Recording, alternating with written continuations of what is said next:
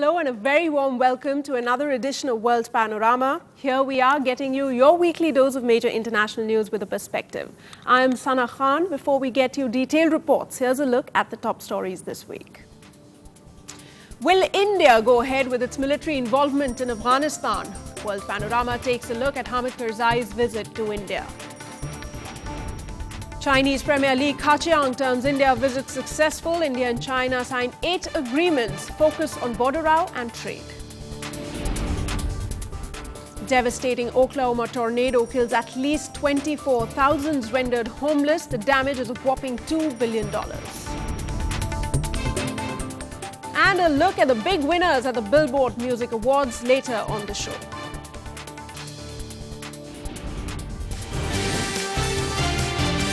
Straight to the story in focus this week, Afghan President Hamid Karzai has formally requested New Delhi to provide military equipment to his war-torn country as NATO troops prepare to leave and Kabul's ties with Islamabad deteriorate. Afghanistan and India are trying to further strengthen their relations before international troops withdraw.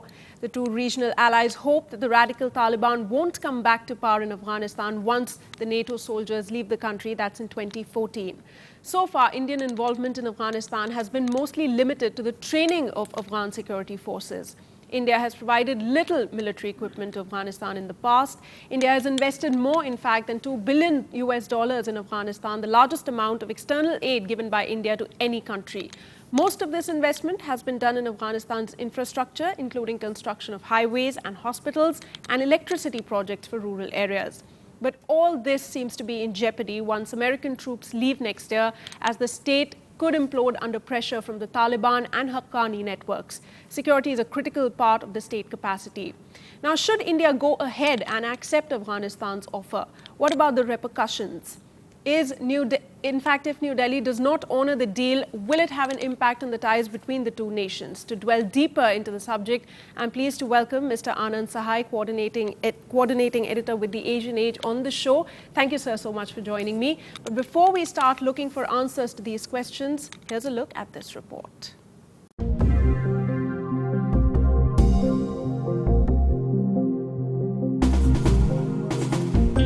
Afghanistan President Hamid Karzai arrived in New Delhi on Tuesday on a 3-day visit.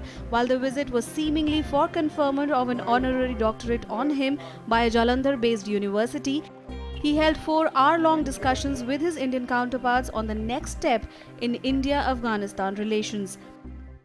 India has gone beyond its means to contribute over $2 billion of its taxpayers' money of the hard, toiling people of India to the betterment of Afghanistan, for which I bring you all the greetings and gratitude of the people of Afghanistan.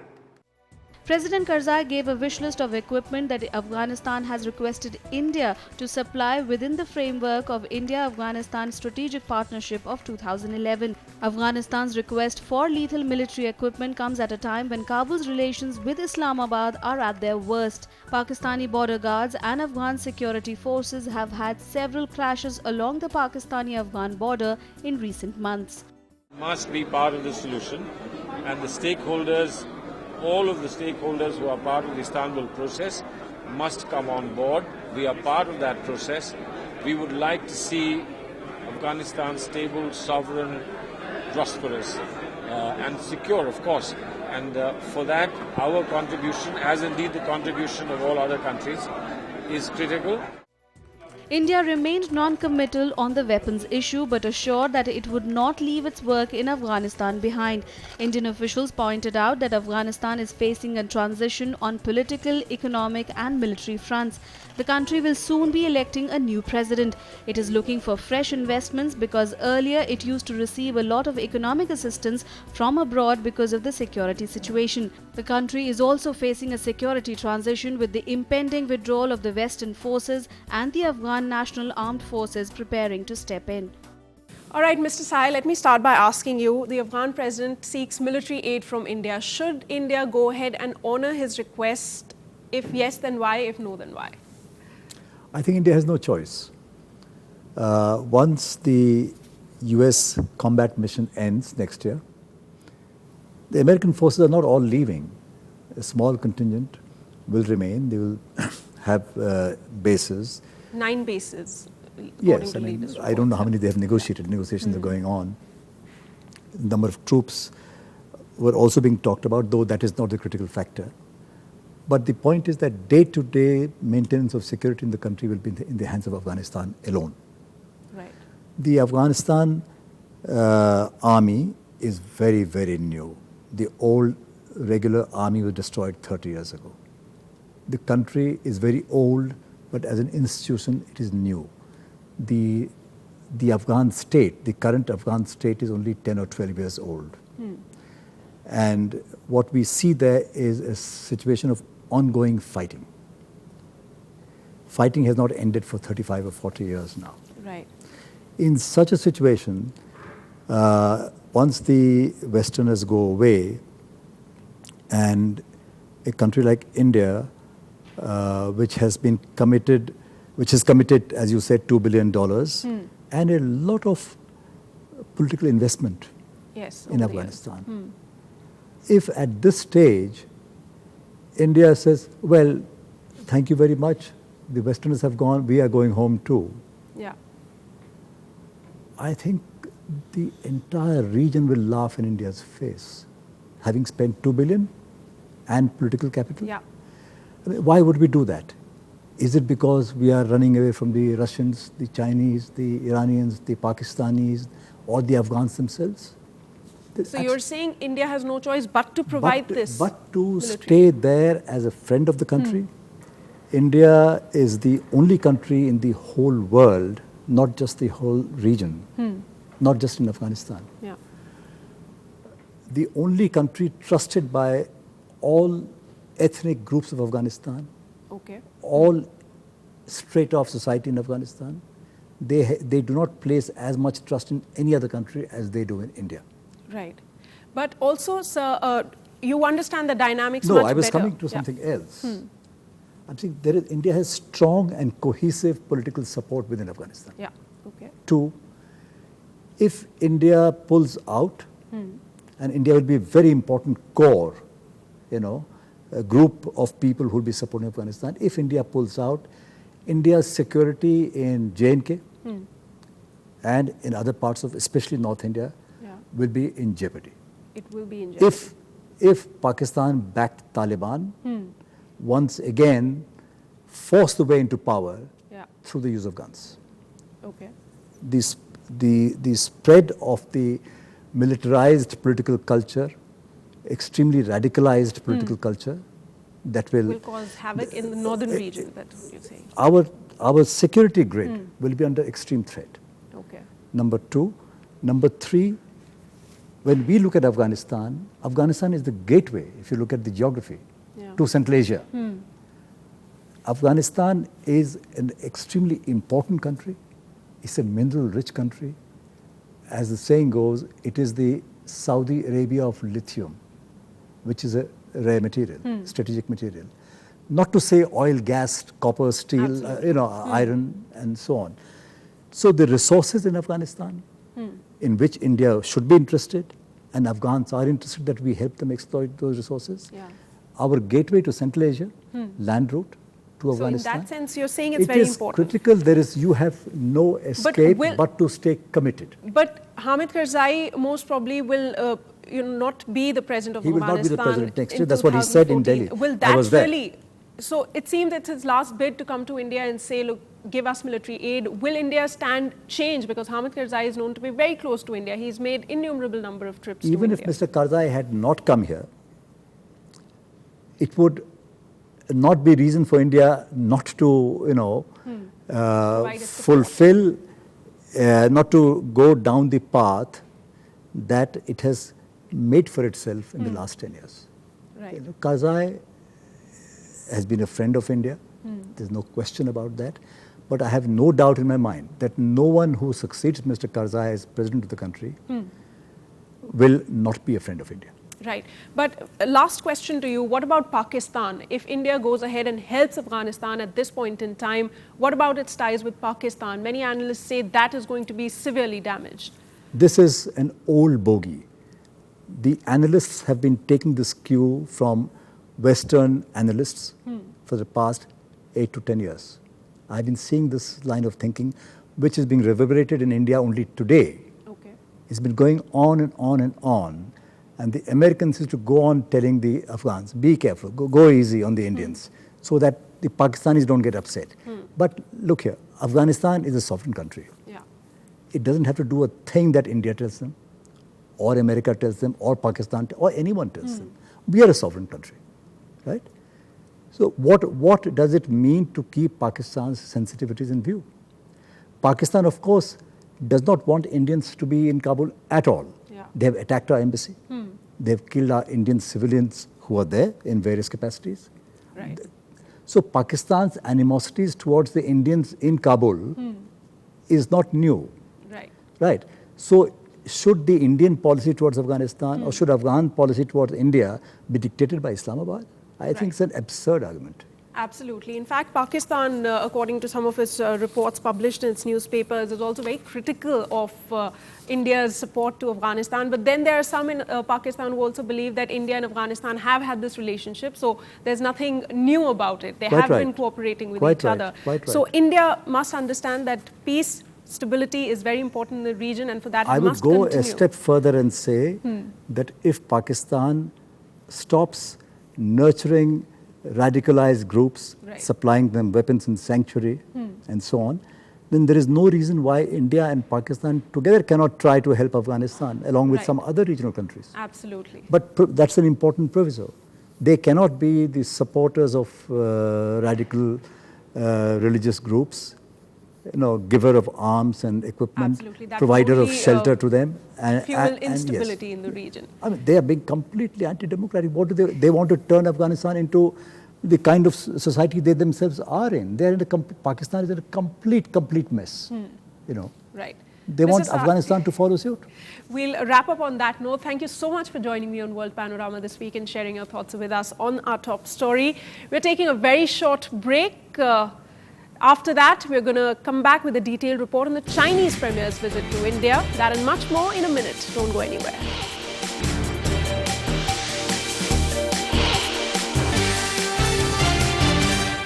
You're watching World Panorama. Being elected by the 12th National People's Congress on 15th March 2013, why did Chinese Premier Li Keqiang choose India as his first foreign visit destination? Was it the border dispute or trade concern? Historically, Beijing has never been sympathetic to India on border issues, and as industry pundits suggest, the trip was just a trade brouhaha that overweighed politics. Here's a consolidated report. In our history, our two civilizations have had uninterrupted and in-depth exchanges. Today, facing the future, we see enormous potential for the common development of both countries. We hope that the seeds we sow today in spring will be harvested in autumn and that there will be more bountiful fruits to show. And in that context, we look forward to Prime Minister Manmohan Singh's visit to China later this year, so that together we can harvest the outcomes of cooperation and of friendship between our two countries.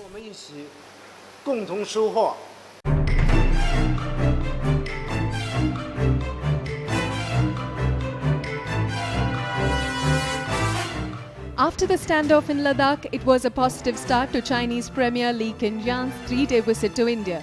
The two neighbouring countries also made progress on their border disputes.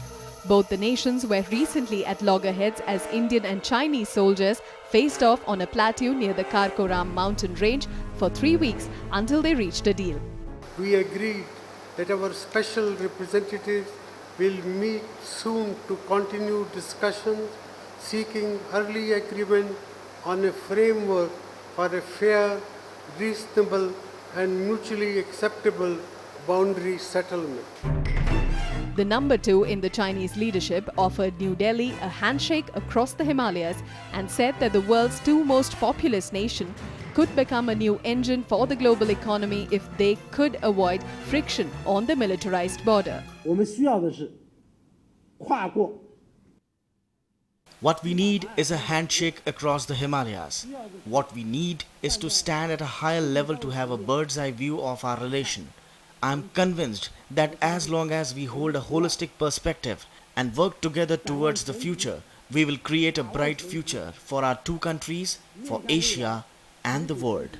就一定能够开创中印。 After the border, India's biggest grip with China is over trade.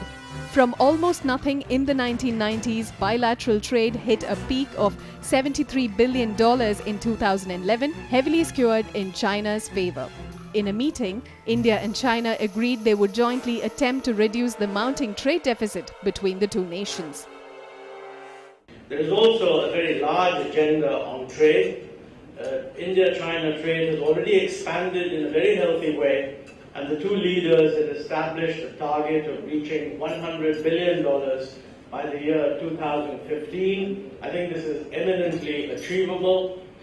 They've also indicated that we will both be making efforts to ensure that the trade is better balanced than it has been.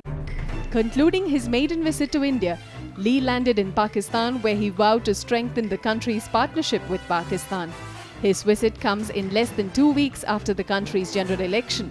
Lee's visit to Pakistan comes on the heel of the election of Pakistan's new Prime Minister, again proves the importance of their all-weather friendship.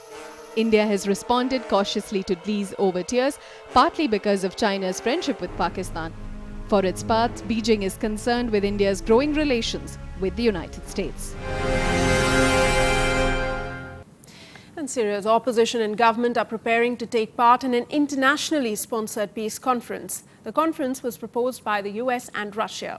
Also, a group of 11 states known as the Friends of Syria have reiterated their support for a political solution to the crisis. They strongly condemned the ongoing violence in Syria, including the role of foreign combatants and the increasing radicalization on both sides of the conflict.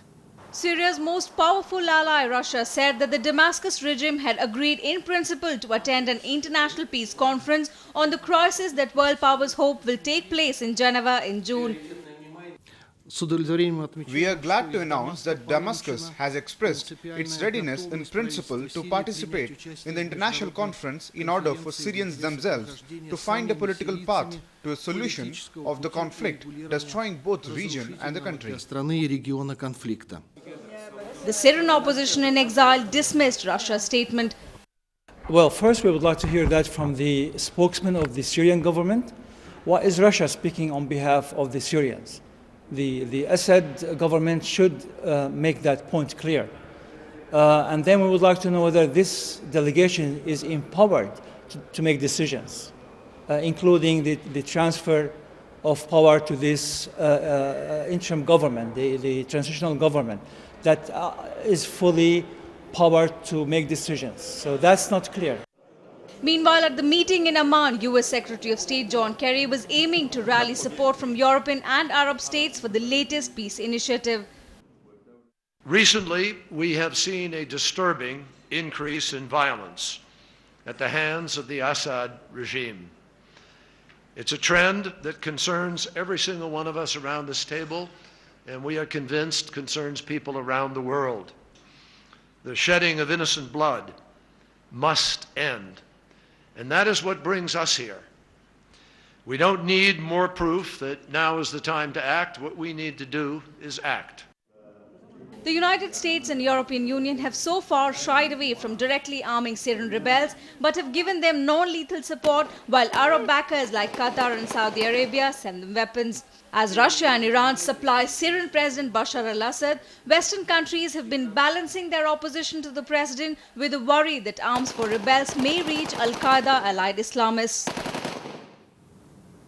And rescue workers scaled back the search for victims or survivors of the deadly Oklahoma tornado that claimed at least 24 lives. Early estimates indicate the tornado caused more than $2 billion of damage in Moore. Whole subdivisions in the community of 56,000 people were destroyed. Authorities estimated that as many as 13,000 homes were damaged or destroyed and 33,000 people were affected, an especially traumatic toll for a city that had already suffered 3 other tornadoes since 1998.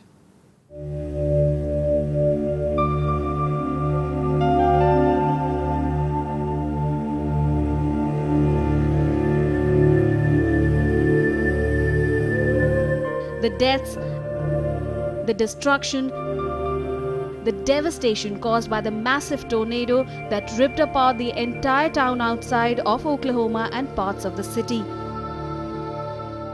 I was scared. I was crying before the tornado hit.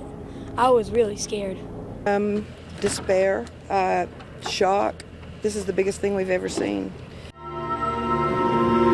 The damage was staggering as the tornado packed winds in excess of 320 kilometers per hour flattened entire blocks, causing rampage through central Oklahoma. Hospitals reported some 240 injuries. At least 24 people died in the tornado and more than 100 survivors were pulled out from the debris.